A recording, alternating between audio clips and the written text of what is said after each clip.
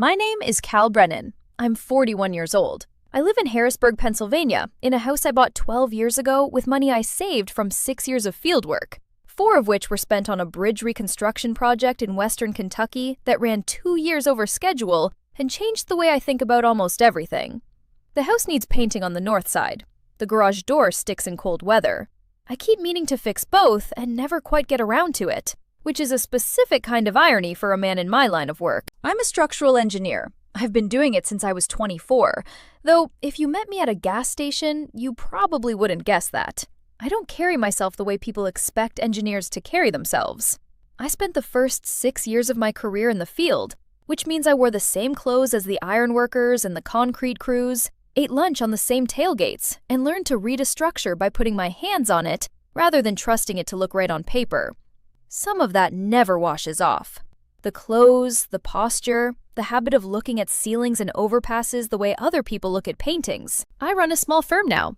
4 engineers, 2 drafters, an office manager named Patricia who has been with me since the beginning and makes better coffee than anyone I have ever met. We do bridge work mostly. Inspection, rehabilitation, the occasional new build. We are not a flashy operation. We don't have a lobby with a waterfall feature or a company SUV with a logo on the door. We have a converted row house on State Street and a reputation that took 15 years to build. And that reputation is the only business card I have ever needed. The trip to Oslo was the first international project I had agreed to take in 3 years. A Norwegian firm called Halvorsen Infrastructure had been rebuilding a pedestrian and light rail bridge over a fjord inlet outside Bergen, and they had run into a specific problem with the expansion joint system that nobody on their team had been able to resolve without starting over. Someone had given them my name. They had called 4 times across 2 months before I agreed to a video consultation. After that call, they asked me to come in person. I said I'd think about it. Then I said yes, because the problem was genuinely interesting, and because Patricia told me I needed to leave the country for at least a week before I became completely insufferable. So on a Tuesday in November, I drove to Philadelphia International, checked my 1 duffel bag, and found my gate. I was not in a hurry. I had a book, a notebook, and a thermos of coffee from the place on Walnut Street that still makes it the way I like it. Strong enough to offend people who are polite about coffee. I found a seat near the window, set my bag down, and opened the book. The gate was busy. A delayed flight had stacked up passengers from 2 different boards, and the seating area was full in the particular tense way airports get when everyone is waiting for the same information and nobody has it yet. I watched the gate agents for a while, the way I always do in crowds, not because I'm anxious, but because I find it interesting to watch people manage systems under pressure. That's when she sat down across from me. She was probably 38. Sharp suit, the kind that signals she had worn a lot of suits and stopped noticing them. A rolling carry-on that probably cost more than my first car. Hair pulled back with the efficiency of someone who didn't have time to think about it. She was on her phone when she sat down, then off it quickly. And then she looked around the gate the way people do when they've just arrived somewhere and are assessing the situation. Her eyes landed on me briefly, moved away, came back. I was aware of what she was seeing. Flannel shirt, worn but clean. Work boots I had kept for 10 years because they fit correctly, and I am not sentimental about anything except footwear and structural tolerances. A duffel bag with a strap that had been repaired with a different color of webbing because the original broke, and I fixed it rather than replaced it. A paperback with a creased spine. Hands that, no matter what I do, still carry the ghost of fieldwork in the knuckle lines. She watched me for a moment, in the way people sometimes do when they have decided something about you and are now looking for confirmation. Then she leaned slightly forward. "Excuse me," she said. Her voice was pleasant, confident, the voice of a person accustomed to initiating things. "Are you on the Oslo flight?" "Yes," I said. She nodded, glancing at my boarding pass, which I had set on the seat beside me. Economy, row 34, seat E. "I have companion upgrades," she said. "Business class. I always end up with extras and they just expire." She smiled with the particular warmth of someone doing something generous that also costs them very little. "You're welcome to one, if you'd like. You look like you could use the extra legroom." I looked at her for a moment. She was being kind, in the way that people are kind when they have decided someone needs their kindness. I recognized the look.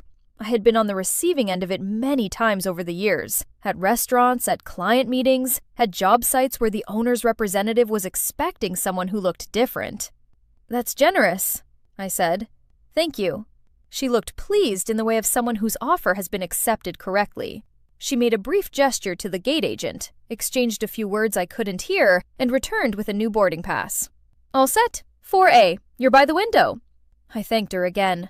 She settled back into her seat and went back to her phone.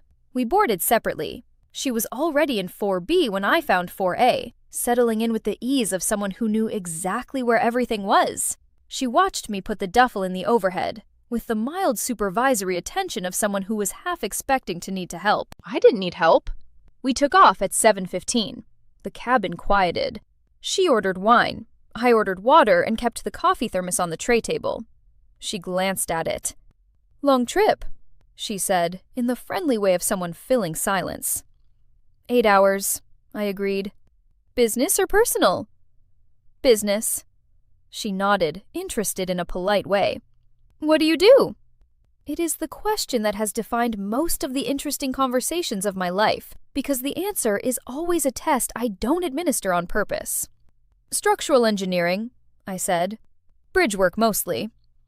She blinked once.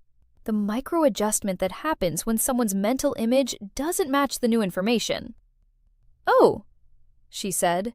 And then, to her credit, she didn't try to cover it. She just sat with it for a moment. "I assumed construction." "That's fair," I said. "I spent a lot of years in construction before I moved to the design side. I still prefer field clothes." She smiled, a little differently than before, less managed. "What are you going to Oslo for?" "Bergen, technically. There's a bridge with an expansion joint problem that's been holding up a rehabilitation project for about 8 months. They want someone to look at it." She turned slightly in her seat. "You consult internationally?" "Occasionally, when the problem is interesting enough." "What makes this one interesting?" I thought about how to answer that in a way that wasn't a 40-minute lecture. The joint system they installed was designed for a different thermal range than the site actually experiences. It's not wrong exactly. It's just wrong for that specific place. So every solution they've tried has been technically correct and practically insufficient. It's the kind of problem that looks like an engineering failure, but is actually a failure of attention. She was quiet for a moment. "A failure of attention," she repeated slowly. "To context," I said. "The specs were met. The materials were right. Nobody paid close enough attention to what the site was actually telling them." She looked at me. "I think I've had that problem in boardrooms," she said. "Not with bridges." "Most problems are the same problem in different materials." She laughed. "A real one, not the polite kind." "I'm Claire," she said, and held out her hand. "Cal," I said, and shook it. She told me she ran an investment advisory firm with offices in Philadelphia and London. She was going to Oslo for a meeting with a sovereign wealth fund about infrastructure bond portfolios. She had been doing this work for 12 years and was, by any measurable standard, very good at it. What she did not say, but what became apparent over the next 2 hours, was that she was used to being the most informed person in a room. Not arrogantly so. She was too smart for arrogance. But there is a particular way that people carry expertise when they have carried it long enough. A slight forward lean when they speak, an expectation that the explanation will be received rather than exchanged. I recognized it because I had learned to watch for it in myself and correct it. We talked about infrastructure finance for a while, which I knew something about from the funding side of projects, and then she asked me about the bridge in Bergen more specifically, and I explained the expansion joint problem in more detail. And I could tell from the way she listened, really listened, not just waited, that she was genuinely interested and not simply being polite. Around the 3rd hour, somewhere over the Atlantic, she said something that surprised me. "Can I ask you something personal?" "Sure. When I offered you the upgrade at the gate..." She paused. "I was making an assumption. I know that now. I want to make sure I'm being honest about it." I looked at her. "You were being kind." "I was being condescending," she said. "There's a difference, and I know the difference. I looked at what you were wearing, and I decided you needed help that I could provide." She turned her wineglass slightly on the tray table. "That's not generosity. That's a category error dressed up as generosity." I didn't say anything for a moment. The honest version, she continued, would have been offering the upgrade to someone and not running a background check on their shirt first. Most people don't catch that distinction, I said.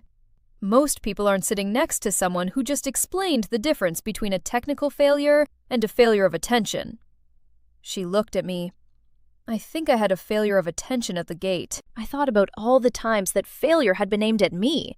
The contractor who assumed I was the site labor until I showed up with the structural drawings.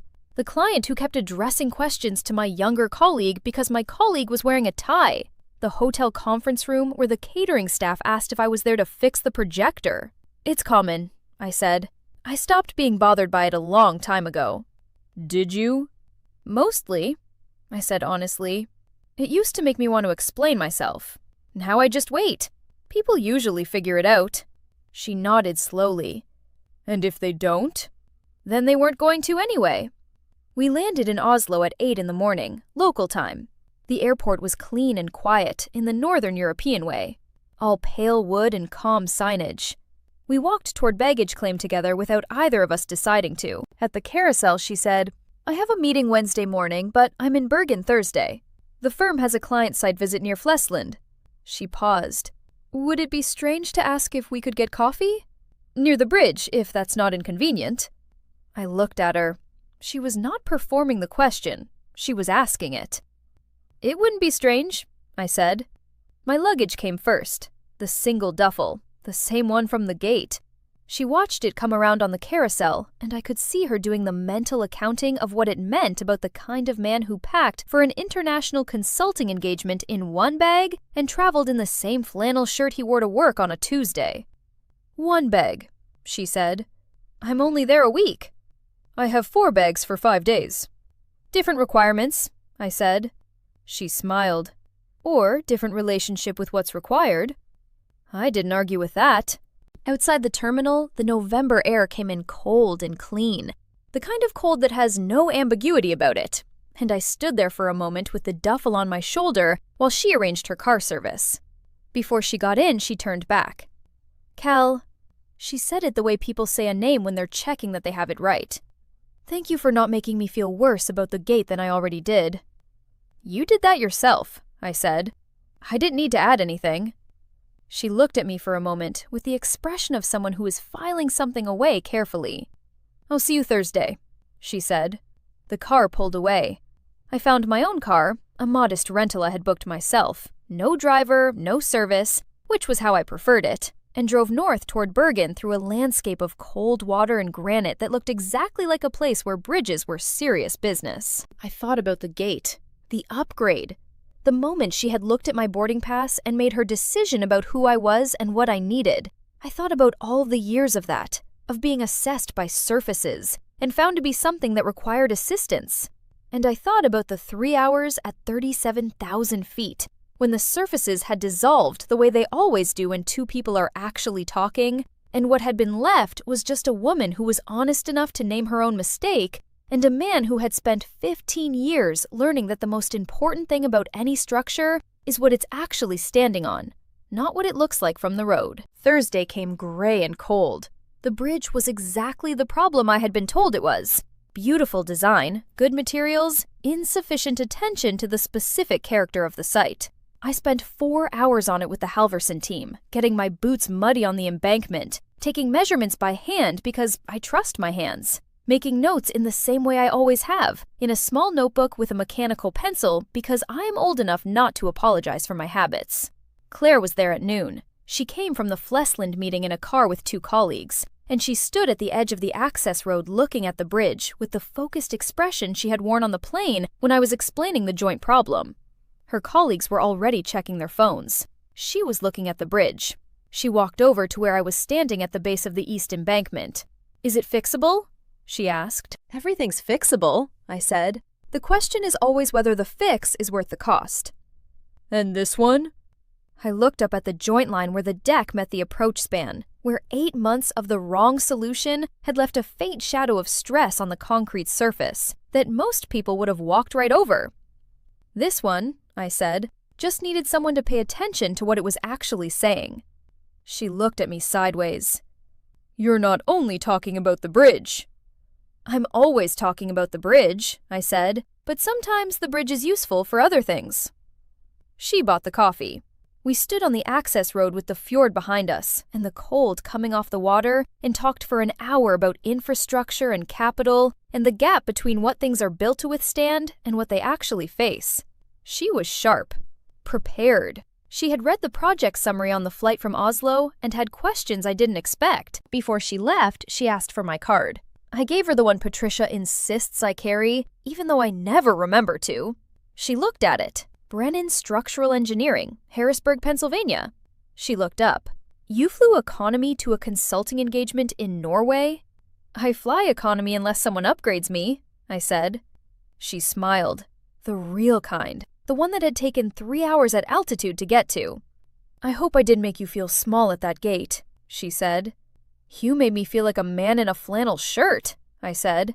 "Which is what I am. I don't need the assessment to change for that to be enough." She was quiet for a moment. The fjord moved behind her, gray and deep and entirely unconcerned with any of this. "That might be the most confident thing anyone has ever said to me," she said. "I've had some practice," I said. If this story said something to you, if you've ever been sized up in a waiting room, a lobby, a gate, a meeting, leave a comment. I read every single one. And if you know someone who does honest work and carries it quietly, share this with them. They deserve to hear it. See you in the next one.